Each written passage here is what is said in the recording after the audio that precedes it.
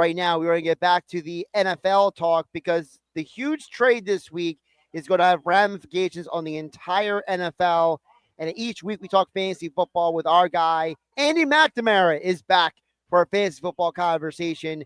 Every Saturday, me and Andy, of course, we've been talking for years on 97.3 ESPN about fantasy football. Andy, welcome back in. How you doing today, my man? I'm doing good, buddy. I got my Buckeye shirt on. Feeling good so far. Ohio State up 7-0. Arch Manning looking pretty ordinary to me. The golden boy. Not so hot right now. No, he does not look as hot right now. Let's get to the football, though. I want to know from you. Let's start with the big news of the week. The ramifications of Micah Parsons. Because if I'm a fantasy football player, I'm worried because now Micah Parsons is in the same division twice a year playing Jared Goff. He's twice a year playing J.J. McCarthy and Caleb Williams.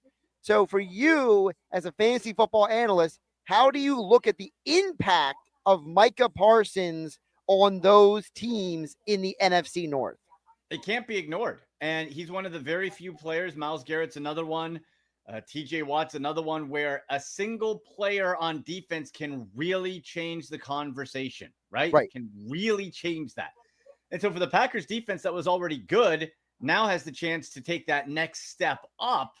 And I think for maybe the younger quarterbacks could be more of a problem because they're more green. For Caleb Williams, for J.J. McCarthy.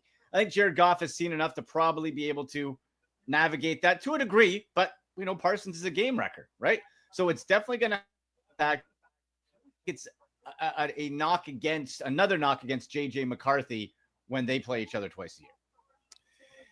You mentioned J.J. McCarthy. We just had one of the guys here asking us about what he should do with his fantasy draft. We're going to get into the wide receivers in just a minute. You know, the J.J. McCarthy thing, I think, is a huge part of the conversation for a guy like Justin Jefferson. Because in years past, Justin Jefferson, when his quarterback was Kirk Cousins, it was like, Justin Jefferson all day long, right? Number one pick. Right. And even with Sam Darnold, you were like, you know what? I can still pick him. We have no idea what J.J. McCarthy is going to be. The guy is coming off of a major surgery, and according to reports, he hasn't looked very good in camp, Andy. So guess what? We heard last year, Sam Darnold looked good in camp. J.J. McCarthy, So how concerned are we about Justin Jefferson's value in fantasy football? I think it takes a knock. He is so damn good, though. He's going to be able to overcome just with his talent alone. But you know what, Josh? I've said on your show and my show, I'm not a J.J. McCarthy believer. Not at all. I think he is being grossly overrated. And people just assuming this guy's going to step in because it's a quarterback-friendly system in Minnesota. I think that should help, but he is far from a sure thing.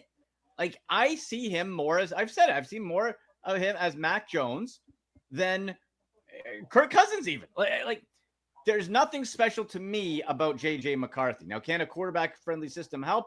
I'm sure. Turn Sam Darnold from a total bust into getting a big contract. So there is hope. But Justin Jefferson, to me, that knocks him out. Personally, that knocks him out of my top 5 when it comes to drafting in fantasy football. He makes him probably 6, but I can't take a guy who has questions at quarterback that high. Andy, you're absolutely. I don't know if you can hear me. You're absolutely right. I mean, I'm a Penn State fan, so a Big Ten fan. So McCarthy, I was watching him. He played the system. It doesn't mean he was a great quarterback. He played the system that was given to him. A lot of handoffs, a lot of right over the middle. He wasn't a deep thrower coming out of college. Nope. And he's proven it right now. And if I was his wide receiver, I'd be a little nervous to say, what can you do for me here? This is my game. I can't switch my game to your game. It's almost like you're the quarterback. You switch your game to what I'm good at. Right. So we'll see. Well, and especially when you have a talent like Justin Jefferson, like you have to, like the Ohio State game right now with Jeremiah Smith, you have to find a way to get Jeremiah Smith the ball. You have to find a way to get Justin Jefferson the ball. And it might prove that J.J. McCarthy is a better real-life quarterback because of his system play than a fantasy option. But I'm doubtful on both. Speaking with the wide receivers, of course, that's what part of our focus is today for our fantasy football segment with Andy McNamara. We did quarterbacks and running backs the last couple of weeks. Sticking with the wide receivers, I've been telling people, you got the number 1 overall pick in your draft, Jamar Chase, number 1, Andy. But Andy, who should be the number 2 pick? Like at wide receiver or overall? Overall. Overall, got to be Bijan. And I know you're skeptical. I am skeptical. And listen, and when Josh Hennig says something, people, I listen. You know why? This guy called Sam Darnold last year. I thought you were nuts. I thought you were nuts for the whole summer. I said impossible. So it could be. But I think Bijan, because of the rarity of true bell cow number one running backs, it gets thin so quick. So if you go Jamar Chase, that's great. And he's going to be a stud. And he got over 400 fantasy points last year. But the reason I will always go running back first is because I can layer my wide receivers later to not get individual Jamar Chase value, but get higher than I would get at the running back position later on. So like a Cortland Sutton, you have a later pick, like a CD Lamb, like you go over who else do we got here? Michael Pittman Jr. even later on, I think with Daniel Jones could bump up. So what I'm saying is you can make up and have a good to very good wide receiver core, but get that great running back. And that's where you can easier find wide receivers on the waiver wire too for a bye week coverage than you can running backs. So then with that being said, you just mentioned Bijan as a top running back. Well, what if Bijan in somebody's draft goes number one? Is Jamar Chase the automatic number two? At that point, I personally would go Jahmyr Gibbs because of the same strategy. Okay. Again, not going to hate on anybody taking Jamar Chase 1, 2, or 3. Like you're going to have worse problems in your fantasy life. Right? That's a pretty good problem to have. But I would take Gibbs too because of that rarity again. And then Jamar Chase number 3. So I think if you're in that top 3 range in your fantasy draft, you're going to be in great shape no matter what. Talking with Andy McNamara, fantasy football analyst, each week here on Hanging with Hennig on 97.3 ESPN at AndyMC81 on the X platform at AndyMC Sports on Instagram. He is the host of the Sick Podcast. Like, subscribe wherever you get your podcast. All right, sticking with the wide receivers, right? So talk to me. So we talked about Chase. We talked about Jefferson. You mentioned CD Lamb.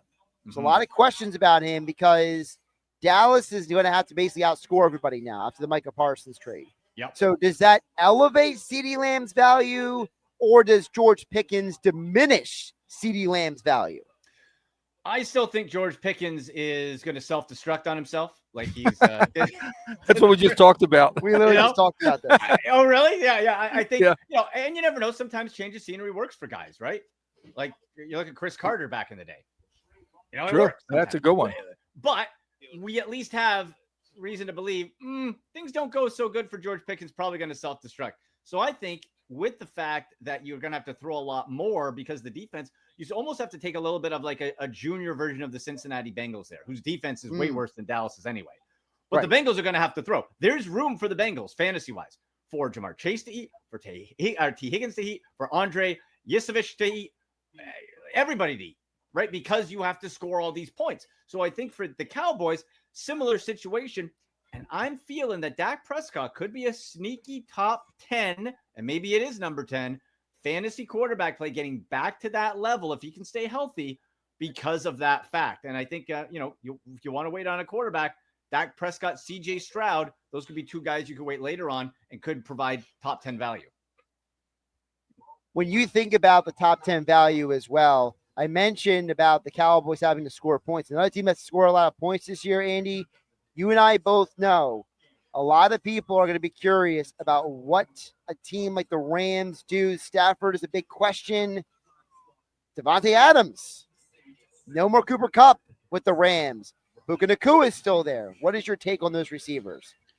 The Matthew Stafford factor scares me because, and look, in any team, for the most part, if your starting quarterback goes down, you're hosed, right? Lamar Jackson goes down, Baltimore screwed. Joe Burrow goes down, Cincinnati screwed. Josh Allen, Buff, etc. You got Jimmy Garoppolo and Stetson Bennett the fourth. After that, not the third. Don't worry, you got number 4 Bennett coming at you. So it gets ugly real quick. And the question is, even if Stafford, we've seen Stafford play through pain before, thumbs, backs, etc. How effective is he going to be? Will they have to lean on a Kyron Williams again, who I still think is being overlooked quite often because you got Blake Corum sort of sniffing around there and running back. But at this point in Devontae Adams' career, I'm wondering if we're at the tipping point of name recognition and production.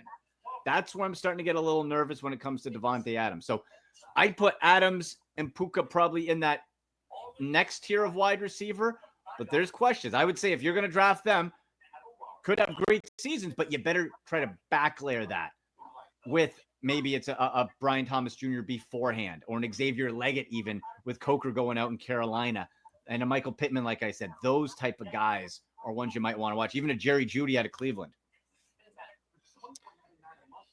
So now thinking about the receivers, let's touch on tight ends before we let you go. All right. Mm-hmm. Tight end, obviously, a lot of people like myself, when we run out of running backs, when we run out of wide receivers, we go to tight end. Brock Bowers, TJ Hawkinson. Who do you like better and why? Oh, Brock Bowers, 100%, because of the quarterback.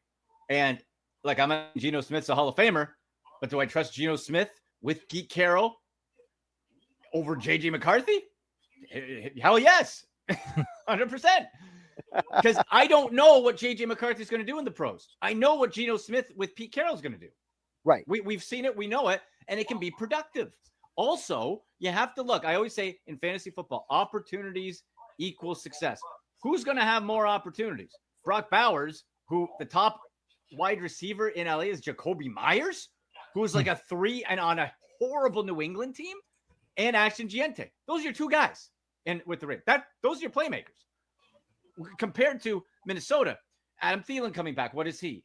Hawkinson himself, Justin Jefferson. Yeah, a couple other guys floating around, right? When Addison comes back, like there's and the running backs too. So there's a lot more mouths to feed with a questionable quarterback compared to Brock Bowers, who is pass catching option. He's the top guy.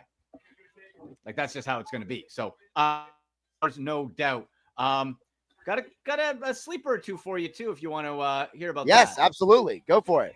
So David Njoku of my Cleveland Browns. Reason being, I feel also like Kyle Pitts is sort of like the early stage of David Njoku's career.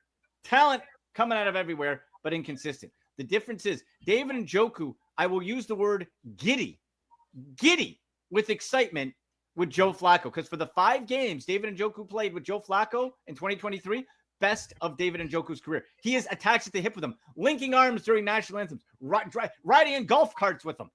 They are attached.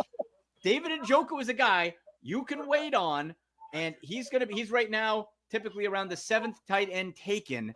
I would take him over Travis Kelce right now. I would take him over Evan Ingram. I would take him over Mark Andrews. Certainly Tyler Warren. And so David Njoku's right up there. Tucker Kraft with Green Bay, I think, is another strong option. Might fall into the Chicago Bears scenario of maybe too many mouths to feed and will he get enough targets, but Tucker Kraft has some upside as well. All right, Andy McNamara, before we let you go, we'll get your radio live. We talked about it on the Wednesday night stream when we did our Fantasy Football League. How are you feeling about the 97.3 ESPN League this year? Of course, you won the league 2 years ago. I did. So last year, for you? There you go. Nick Earnshaw won it last year. So how do you feel now? Let the audience know as we are entering a 12-man league for the first time in several years in the league. We used to do 10 every year. Now we're at 12. So how does the fantasy football expert Andy McNamara feel about the league this year? Overall about the league, I think it's going to be very competitive. I think we have a lot of interesting makeups of the different franchises. For mine, I feel I am strongest at running back, and I'm loving I took my own advice for strategy. I have Omarion Hampton of the Chargers, who I think in a run-heavy Harbaugh offense is going to be great. I got Bucky Irving of the Tampa Bay Buccaneers. I have Tony Pollard, who No Ty Spears is going to be jumping up. So those are my top 3 guys there. Wide receiver, I'm pretty comfortable with. CeeDee Lamb, like I said, Cortland Sutton with another year with Bo Nix, I think is going to be really good. And Michael Pittman Jr. Tight end, Trey McBride. I probably reached a little bit on that, but there wasn't a player I liked equally at that point. I'm just a little concerned about my quarterbacks. My 2 are 2 I mentioned, CJ Stroud and Dak Prescott. I wanted Joe Burrow. I forget it was who stole him from me. I was coming up next and Joe Burrow was taken. Was it you, Josh? Did you get him? I did not get Joe Burrow. Somebody got Joe Burrow from me. Someone got him. And so I went with that sort of stack to see how it goes. I think CJ Stroud year 3 can make a jump back. I think Dak Prescott, for what we laid out, could. I'm a little nervous on the quarterbacks, but everything else I'm feeling pretty good at. My quarterbacks ended up being Justin Herbert and Kyler Murray. Scott Grayson got Joe Burrow. That's who got Joe Burrow. Grayson. Got him. Yeah. The voice of Nick Earnshaw back in the 97.3 ESPN studio. Nick is very determined to defend this championship, Andy. So I'm ready to go, Andy. I can't wait. I can't wait for this year. Listen, I need to get one of those rings. I need one of those. That's from Trophy Smack. You can order it on my X on Twitter at AndyMC81. You got a link right there. Boom. Oh, I'm going to be on that in a second. Always shilling, gentlemen. You know how it goes. Always. At AndyMC81 on the Twitter X platform. At AndyMC Sports on Instagram. And, of course, he joins us each week, talk fantasy football here on 97.3 ESPN. And don't forget, the Sick Podcast. Like, subscribe, wherever you get your podcast. Andy, appreciate you jumping on, my man. Oh, love it, guy. And, hey, Michael Fabiano is on with me on the latest episode of the Sick Podcast with Andy McNamara. So if you want more fantasy football advice, draft strategy, head over to YouTube, and it's on X at SickPodBrowns at AndyMC81. Perfect. Andy, appreciate you, man. See you, boys. Bye-bye.